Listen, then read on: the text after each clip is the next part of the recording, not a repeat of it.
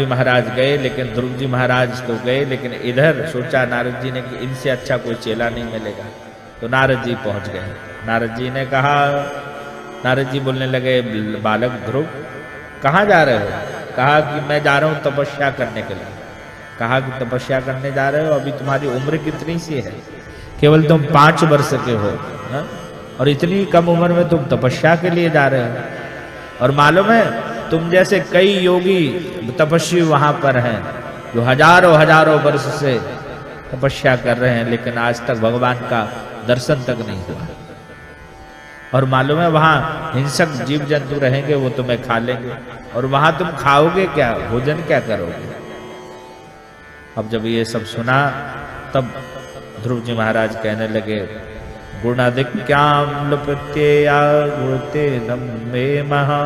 कहने लगे, ध्रुव जी बोले कि प्रभु ये बताओ, जब दांत नहीं तब दूध दिया, अब दूध दिया अब दांत दिया, कछु और भी देगा। जब भगवान ध्रुव जी बोले कि जब माँ के स्तनों में बालक होता है, जन्म लेता है, और भगवान तुरंत माँ के स्तनों में दूध की व्यवस्था कर देते, उस समय दांत नहीं है। लेकिन दांत आ जाने के बाद भी यदि व्यक्ति भगवान से भरोसा नहीं है, उस पर विश्वास नहीं है, देने वाला भी तो वही है। तो ध्रुव जी महाराज ने इस प्रकार से कहा। अब समझ गए कि ये पक्का चेला है। पहले के गुरु लोग जो है मारपीट के जो है उसकी परीक्षा लेते थे। आजकल अगर सहजता में गुरु मंत्र मिल जाए तो उस गुरु मंत्र की महत्वता ही लोग नहीं समझते। पहले कई दिनों तक शिष्य की परीक्षा लेते थे, और अगर शिष्य से काम कराते थे सारा, और फिर जब देखते थे कि हाँ अब ठीक है, तब फिर कहीं गुरु मंत्र देते। तो ये गुरु मंत्र अब नारद जी ने सोचा कि इनसे पक्का चेला कोई मिलेगा नहीं, इतना भक्त।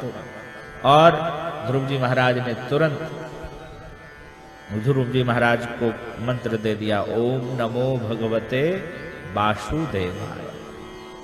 और ये मंत्र दे दिया, तब तो तात्यम भद्र यमुनायम शुचि पुष्पन मधुबन्यता। तुरंत ध्रुव जी महाराज गए कहाँ? मधुबन में, वृंदावन में। और वहां जाके वृंदावन में मधुबन में जाके समाधि लगा ली, ध्यान करने लगे, पूजन पाठ करने लगे, और अब इनका अभ्यास बढ़ने लगा। पहले यमुना तट पे पहुंचे, 3 दिन में एक बार एक दिन फलाहार करते थे और बिल्कुल निराहार रहते थे। फिर धीरे धीरे 1 महीना बीता, तपस्या का जब दूसरा महीना लगा तो नियम इतना कठोर कर दिया कि 6 दिन में एक बार खाते, और फिर इसके बाद वो दूबा और पत्ते खाने लगे। 6 महीने के बाद केवल 9 दिन में एक बार खाए। ऐसे करके धीरे धीरे उनकी तपस्या बढ़ी, और जैसे ही 6 महीने हुए तो 6 महीने होते ही अब तो इनने जो थोड़े बहुत पत्ते वगैरह भी खाते थे, उन पत्तों को भी खाना बंद कर दिया। और ध्रुव जी महाराज अब जब पत्ते ना खाएं, कुछ ना खाएं, तो धीरे धीरे केवल श्वास ही लेते थे।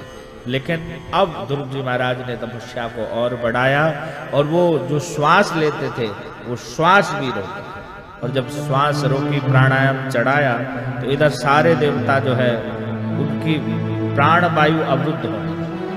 सारे देवता पहुंचे ब्रह्मा जी के पास, कहा महाराज हम श्वास नहीं ले पा रहे हैं। तो कहने लगे महाराज हमारा हाल भी वही है। और फिर सारे लोग भोले बाबा के पास पहुंचे, कहा महाराज श्वास अवरुद्ध हो रही है।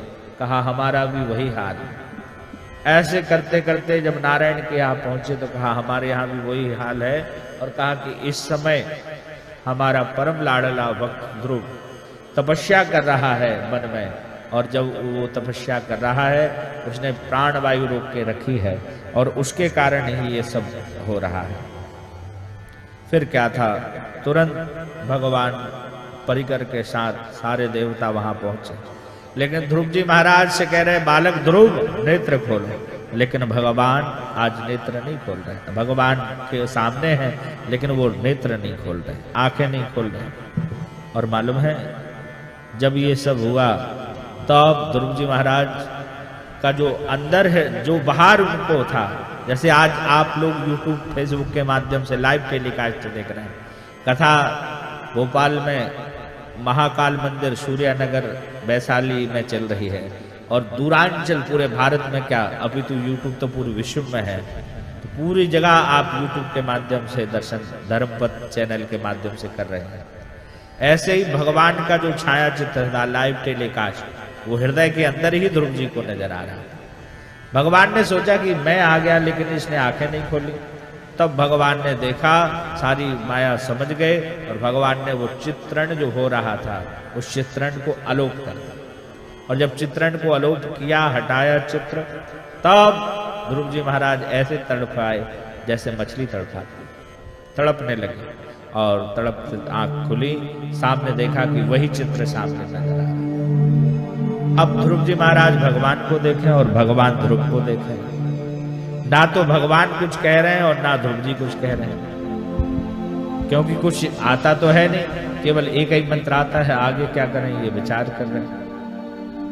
तब भगवान समझ गए। भगवान ने अपना शंख लिया, और शंख जैसे ही भगवान ने ध्रुव के कपोल पर स्पर्श किया है, स्पर्श करते ही एकदम ज्ञान, ब्रह्म ज्ञान आ गया, दिव्य ज्ञान प्रकट हो गया। मूकम करोति वाचालम पंगो लंघते गिरहम यत्कृपाहं तं वन्दे परमानंद माधवम।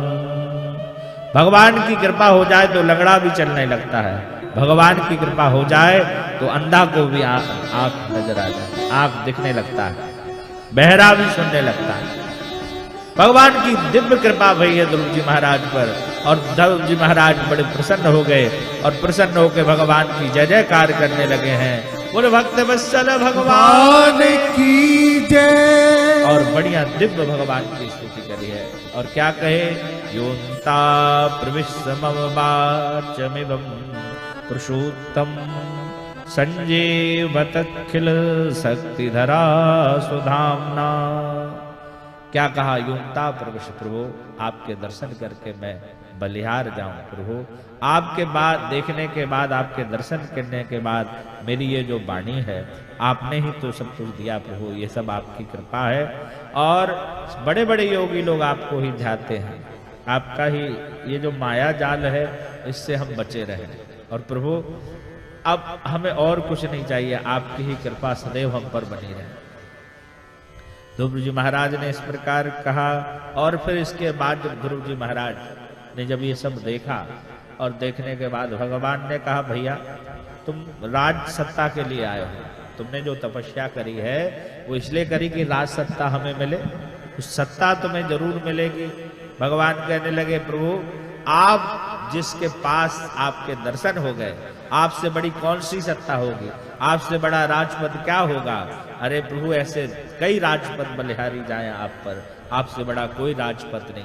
अब मुझे राजपद नहीं चाहिए प्रभु, आपके दोनों पद मिल जाए, आपके चरणों में मेरा अनुराग बना रहे, आपके श्री चरणों में मेरा सदैव ध्यान रहे, यही चाहिए। भगवान कहने लगे, ध्रुव देख तूने तपस्या करी है राजपद के लिए, तुझे मेरा पद तो मिलेगा, लेकिन अभी तुम जाओ 36,000 वर्ष तक राज करो, और उसके बाद फिर तुम हमारे परम पद जो अटल पद मिलेगा तुम्हें ध्रुवलोक में दिव्य व्याप्त। भगवान ने ऐसा आशीर्वाद दिया। और आज ध्रुव जी महाराज जब तपस्या से घर आए, तो जिस सौतेली माँ ने घर से निकाल दिया था, वो सौतेली माँ आज कंचन की थाल लगा के और ध्रुव जी महाराज का स्वागत कर रहे। और अब यहाँ बात आई कि भाई जिससे इतना बैर था, ऐसी बैरी माँ भी उसके स्वागत के लिए खड़ी है। तब कहा, जा पर कृपा राम की हो, जा पर कृपा राम की हो, ता पर कृपा करहि सब कोई, ता पर कृपा करहि सब कोई, जा पर कृपा राम की हो, जा पर कृपा राम की हो। बोल भक्त वत्सल भगवान की। तो जब भगवान की कृपा हो जाती है जिस पे, और भगवान की जब कृपा हो जाती है तो भगवान की कृपा में हर व्यक्ति उसका अपना हो जाता है। और जब भगवान की कृपा नहीं है, देखो यारी अगर करना है तो केवल भगवान से कर, दूसरों की यारी काम नहीं आएगी। यारी अगर काम आएगी तो वो भगवान की यारी काम आएगी। भगवान अगर आपके साथ हैं तो आपके पास दुनिया साथ ना रहे कोई दिक्कत नहीं।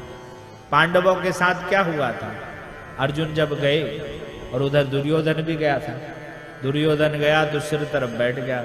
भगवान उस समय शयन कर रहे थे, शयन करते करते जैसे ही उठे इतने में अर्जुन भी आके चरणों तरफ बैठ गए।